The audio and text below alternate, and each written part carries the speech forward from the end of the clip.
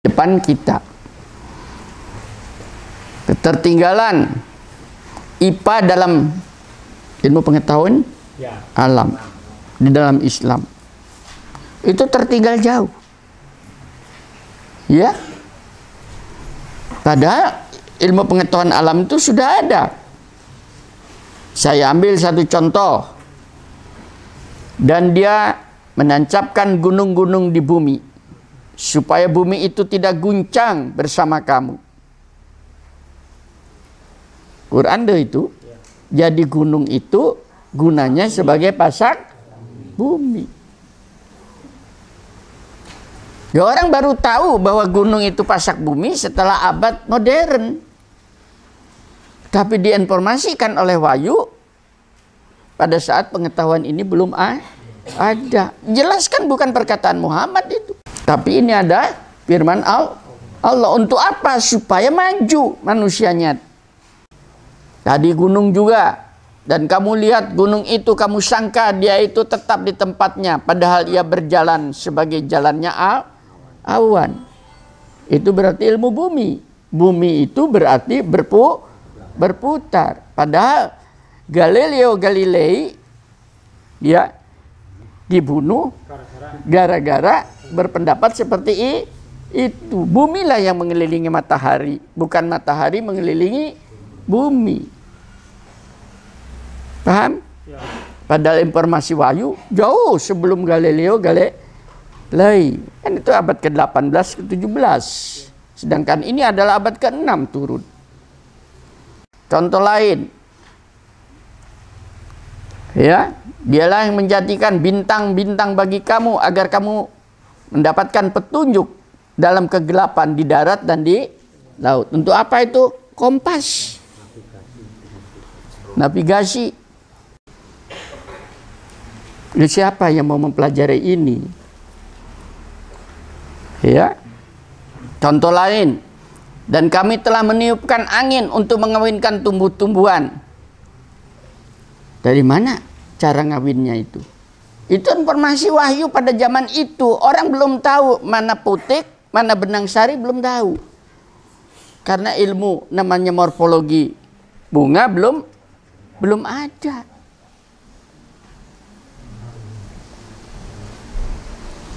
Karena ada tumbuh-tumbuhan yang dikawinkan lewat angin, dikawinkan lewat serangga, ya, yang kemudian perlu dikawinkan oleh manusia. Anggrek misalnya, ya. Walaupun serangga bisa melakukan itu tadi. Ini salah satu diantaranya dikawinkan oleh angin. Jadi pengetahuan kan.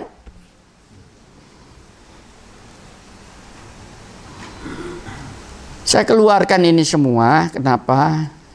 Saya ingin membenahi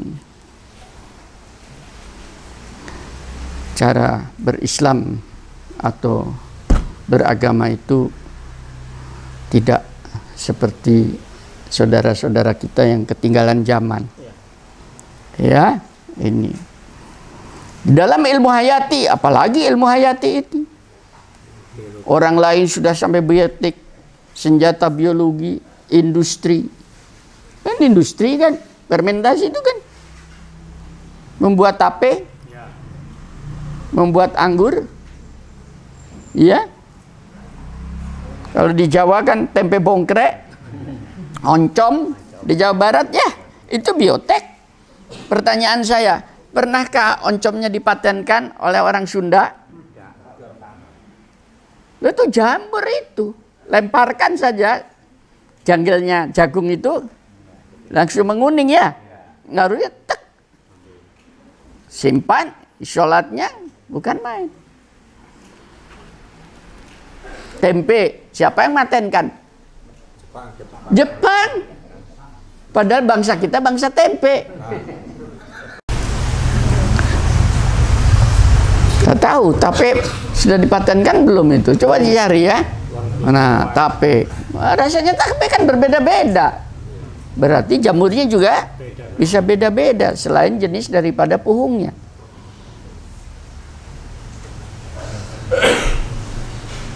Riset yang begitu waduh, Makanya Bima Sakti nanti kan keluar ya, pabrik tape, pabrik kecap, kenapa? Dari Al-Quran. Loh, Al-Quran begitu? Iya. Untuk apa? Menghidupkan orang supaya tidak meminta-minta.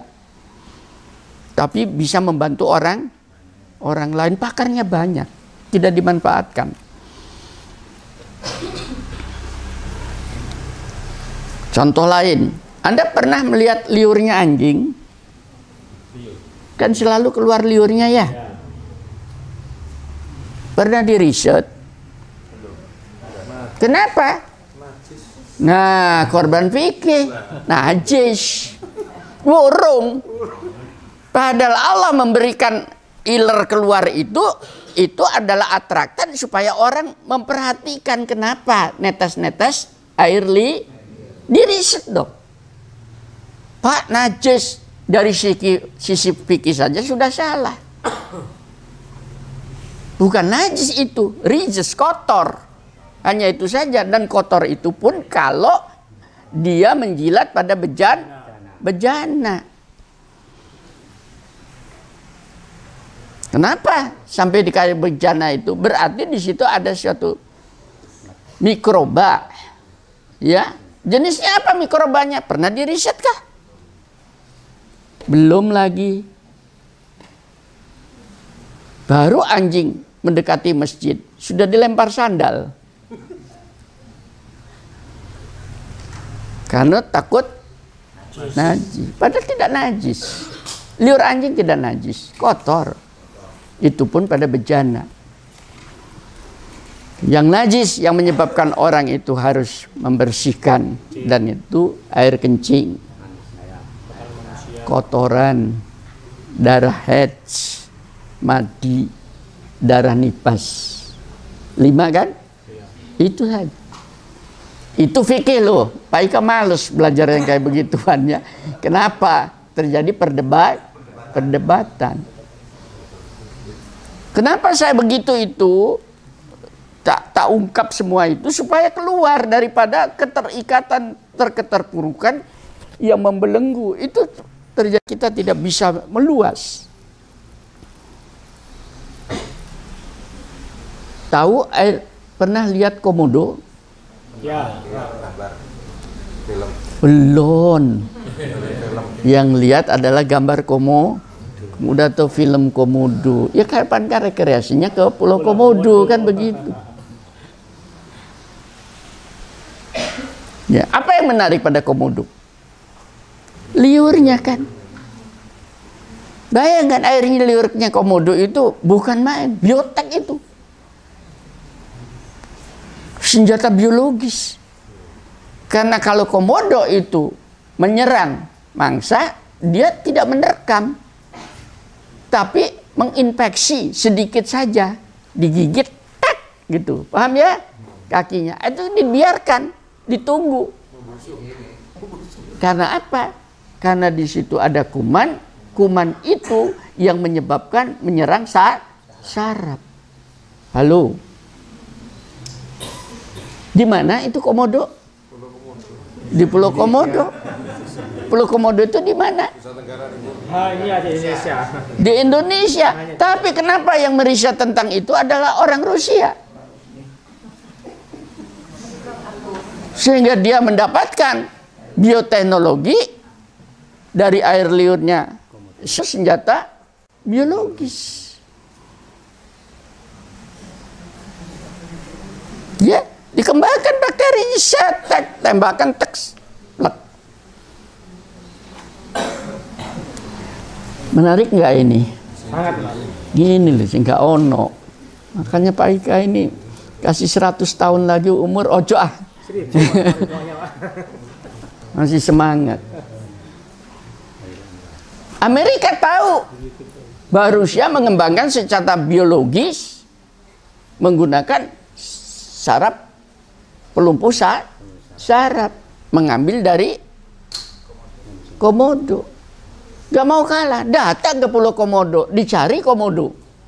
Yang dicari bukan komodonya. Siapakah di antara Anda penduduk yang pernah digigit komodo tidak lumpuh, tidak mati? Ada Pak di sana, satu orang didatangi. Oh ya, saya periksa ya. Diambillah darahnya. Apa namanya itu? Serum.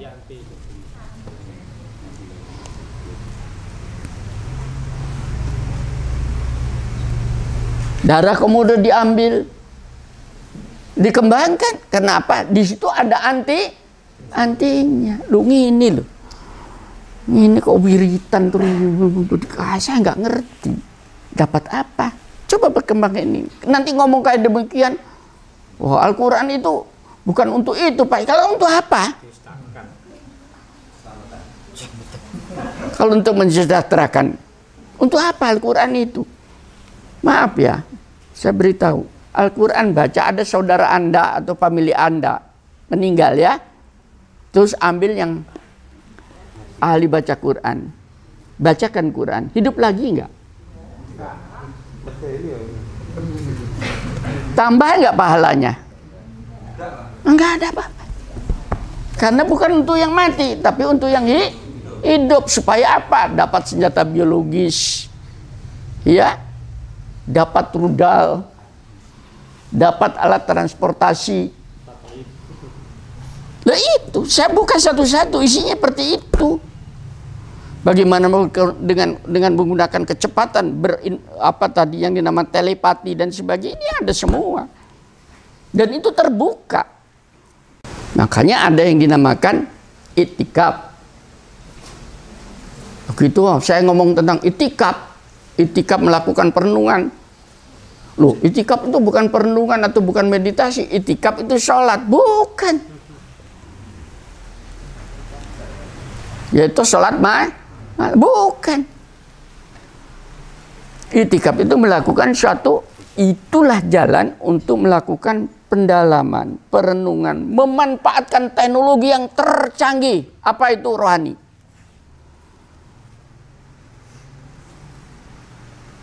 Makanya kalau sudah itu hati-hati yang dibatin Pak Ika ya.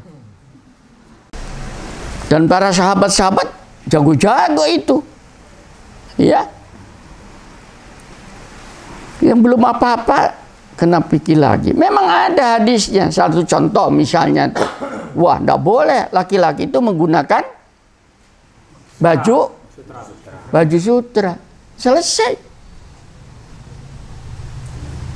Teknologi sutra saja belum tahu, sudah tidak mau pakai. Akhirnya yang mendapatkan teknologi siapa? Orang lain. Bayangkan, hanya gara-gara sutra muncullah apa yang dinamakan jalur sutra. Itu bukan main, itu perdagangan sebelum Islam datang yang menyebabkan Cina itu terkenal di mana-mana. Lewat utara dan lewat selatan. Jalur sutra itu. Untuk menyelamatkan itu punya pasukan sendiri. Dan Mongolia menghancurkan kekhalifahan Islam di Baghdad lewat jalur itu.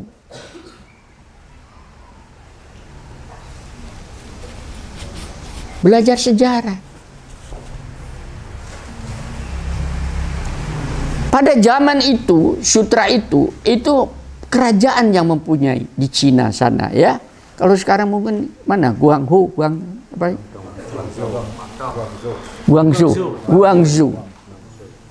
Itu kerajaan. Cina punya kaisar. Karena itu adalah untuk pakaiannya para raja, pangeran-pangeran, putri-putri karena indah. Paham ya? Itu kontrolnya ketat.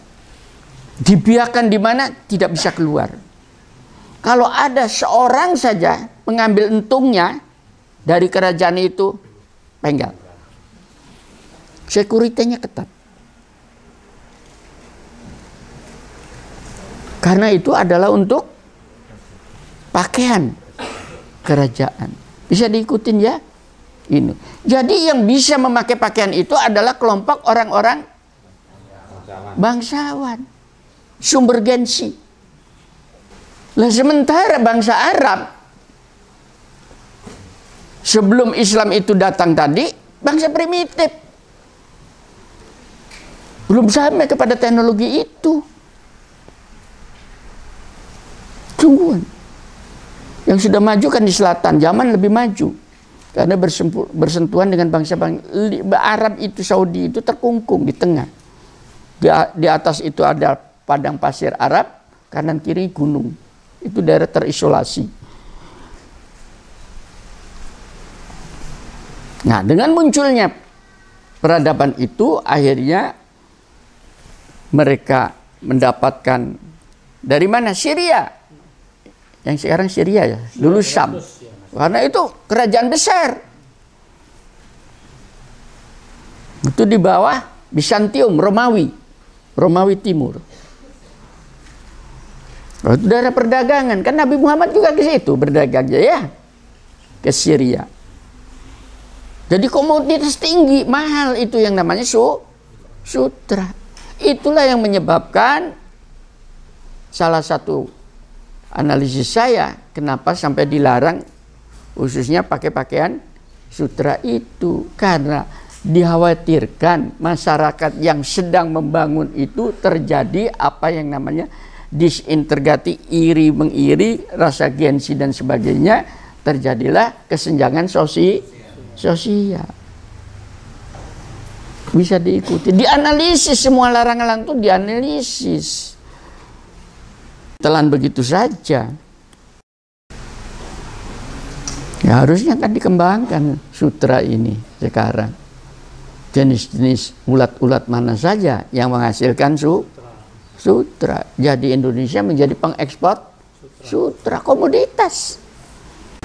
Nah yang lain mungkin yang terakhir dari saya, yang dibangun itu adalah nilai kemanusiaan. Antara lain adalah persaudaraan. Islam itu membangun persaudaraan. Makanya begitu Nabi Muhammad datang ke Madinah, ya, hanya 3 yang dibangun pertama. Pertama begitu datang, dia membangun tempat ibadah. Tapi jangan larinya ke tempat ibadahnya, tapi itu adalah center dari pemerintahan. Di Madinah itu masjid pertama dibangun, masjid apa namanya? Masjid Kuba. Biasanya kita ziarah ke sana ya, kalau waktu umroh, sebagai satu tetenger pusat. Tapi yang khusus jadi pusat pemerintahan itu sekarang yang namanya Masjid Nabawi itu. Untuk apa di situ? Di situ Rasulullah akan menerapkan sistem pemerintahan untuk membangun masyarakat Madan. Dia tidak punya kerajaan. Rumah ibadah di situ, silaturahim di situ, problematik masalah-masalah keumatan di situ, ya, masalah mengatur militer juga di situ, perekonomian di situ, senternya di situ.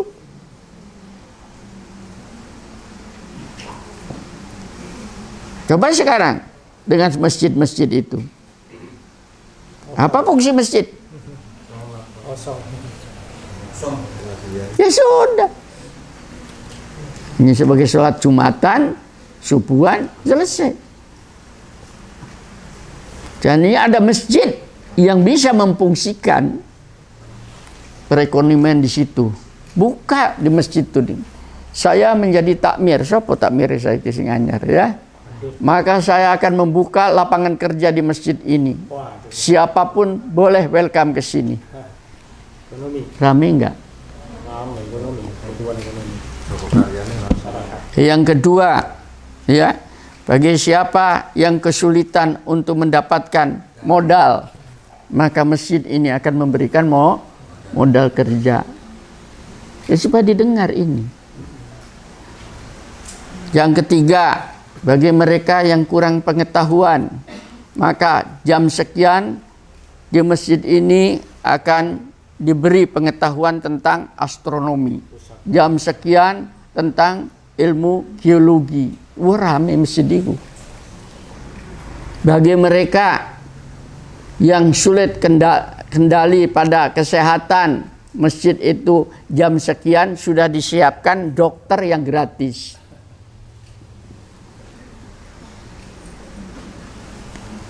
Ano si masjid ngonoan?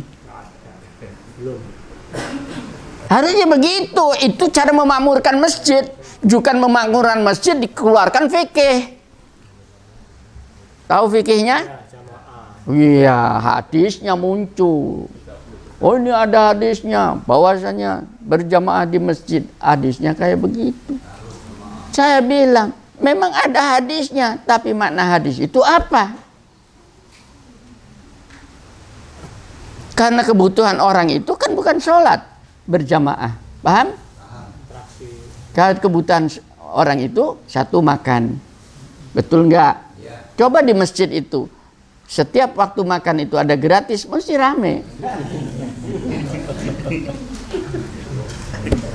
Ya buktinya tuh kalau takjil, apalagi di kampus, mahasiswa penuh itu.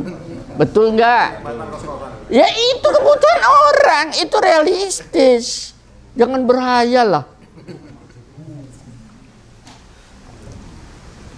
Makanya saya kan selalu mengatakan, kalau saya punya duit, saya tidak akan membangun masjid biar didengar orang.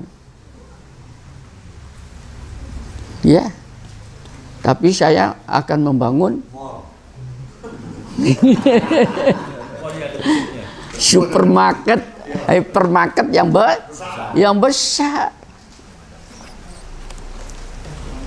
Lu Bapak ngejar dunia. Iya, ngejar dunia supaya dapat akhirat. Halo. Kalau kamu kan tidak dapat apa, ngejar akhirat, dunianya gak oleh, akhiratnya jelas gak boleh. Orang yang ngejar akhirat, saya beritahu, dia meninggalkan dunia gak dapat apa-apa. Halo, halo.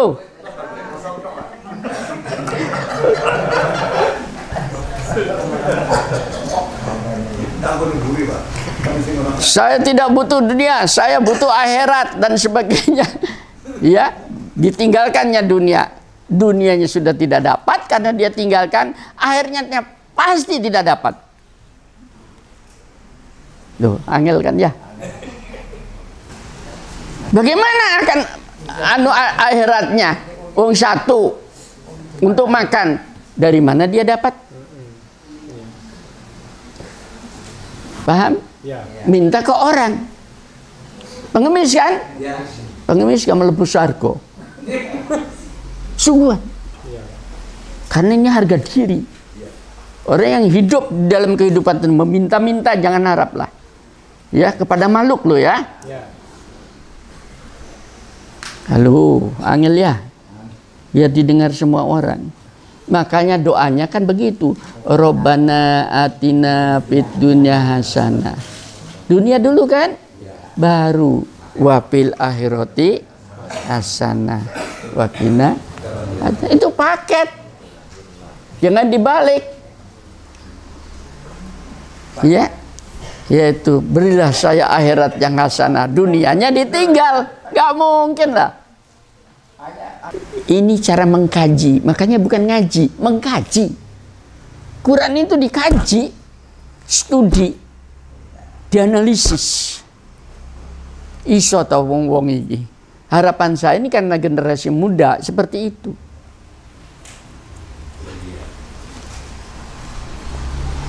Saya mengkaji kayak begitu. Yang namanya kitab suci kan bukan hanya Quran. Tadi malam saya kan ngomong, Bible saya buka. Saya itu mencari itu Taurat. Belum nemu saya. Ya.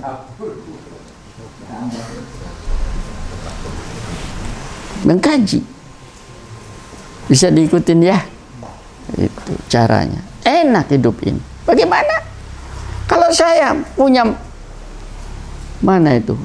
Matos atau MOG. Pertanyaan saya. Ada berapa ribu orang yang bekerja di situ?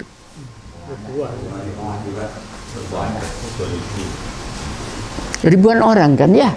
Katakanlah 1000 orang sehari. Paham ya? Sehari 1000 orang. Sebulan 30.000 orang kan? Anda bayangkan. Karena yang punya mall itu saya, yang punya mok saya sudah bisa menghidupkan 30.000 orang di dalam satu bulan. Mana yang nilainya lebih tinggi di depan Anda, di depan Allah? dengan orang yang kemudian zikir wiritan di masjid dengan orang yang bisa menghidupkan orang lain? Mana yang lebih nilai? Lalu takmir masjid menghidupkan banyak orang. Ya orang ini diselamatkan. Balik ini loh angel. Itu dari sisi menghidupkan. Dari sisi peradaan perekonomian, jalan kan? Di situ berapa miliar itu beredar. Paham ya? Dari segi pengetahuan perekonomian, perdagangan, jasa dan sebagainya kan muncul di situ. Tukang angkat barang itu loh, itu kan jasa kan? Tukang bemo itu mikrolet kan jasa kan? Makanya itu saya dalam sisi ini saya suka itu di Masjidil Haram itu, ya. Masjidil Haram itu daerah sekitarnya kan jadi pertokoan ya, jadi mal-mal itu tadi. Tapi Anda jangan lihat malnya, itu adalah kawasan Masjidil Haram. Hanya pada saat tidak sholat digunakan untuk perdagangan. Begitu ada azan tutup, karena dikontrol oleh satpamnya, nggak bisa jalan-jalan, didatangin, sholat. Coba selesai berdagang lagi kan?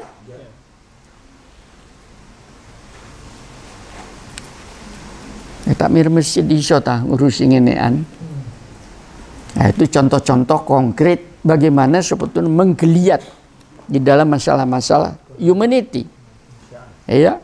Belum lagi ilmu jiwa. Waduh, bukan main. Ilmu jiwa di dalam Islam itu. Mereka bertanya tentang roh. Katakan roh itu adalah urusan Allah. Kamu tidak diberi pengetahuan melainkan sedikit. Sedikitnya itu sekarang menjadi ilmu jiwa.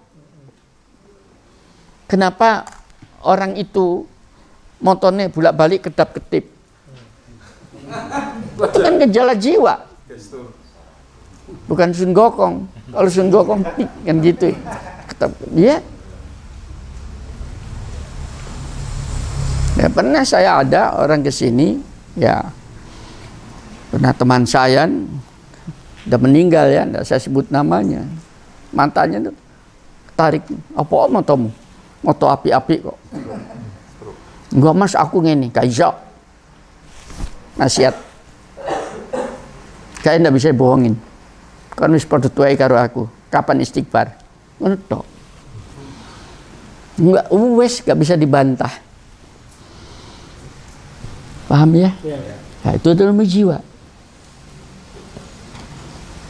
Kalau di kelas saya, siapa yang kemarin saya tegur? Oh, isu-isu jam 6 lah kuliahnya, pagi jam 6 sampai di kuliah